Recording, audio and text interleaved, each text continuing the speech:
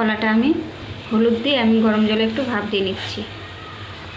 দেখুন আমি জ্যান্ত মাছ নিয়ে নিয়েছি, জ্যান্ত জ্যান্ত ল্যাটা মাছ নিয়ে নিয়েছি, আমি কেটেও নিয়েছি।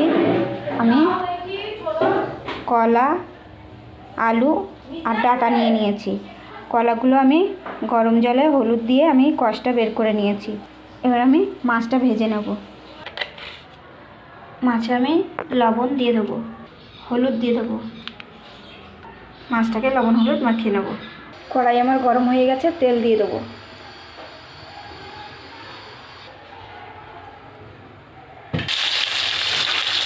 মাছগুলো আমি উল্টে দেবো।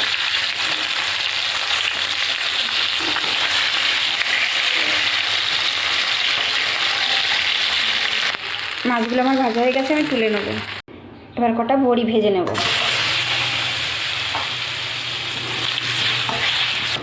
বড়িটাও ভাজা হয়ে গেছে, আমি তুলে নেব। তেলের উপর দিয়ে দেবো রাঁধুনি।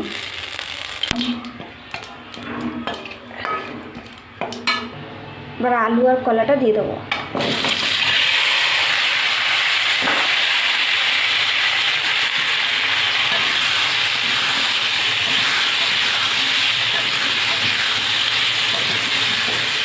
আলু আর কলাটা ভেজে নেব। দিয়ে দেবো লবণ, হলুদ।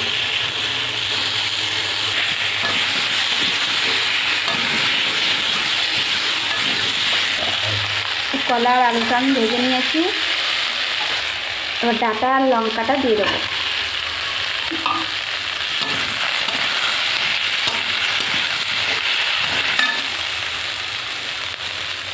এবার দিয়ে দেবো জল।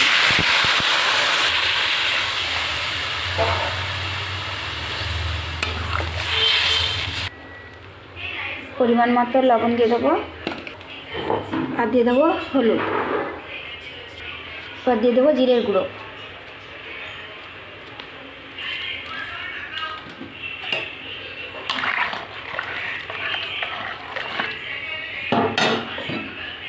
এবার আমি ঢাকা দিয়ে দেবো।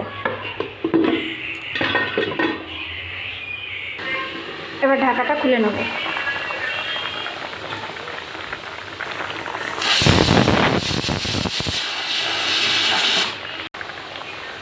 এবার আমি মাছটা আর বড়িটা দিয়ে দেবো।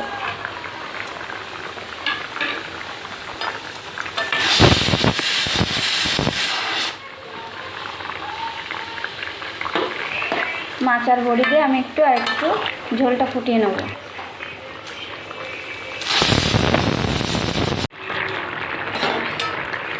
দেখুন আমার মাছের ঝোলটা হয়ে গেছে, এবার আমি নামিয়ে দেবো।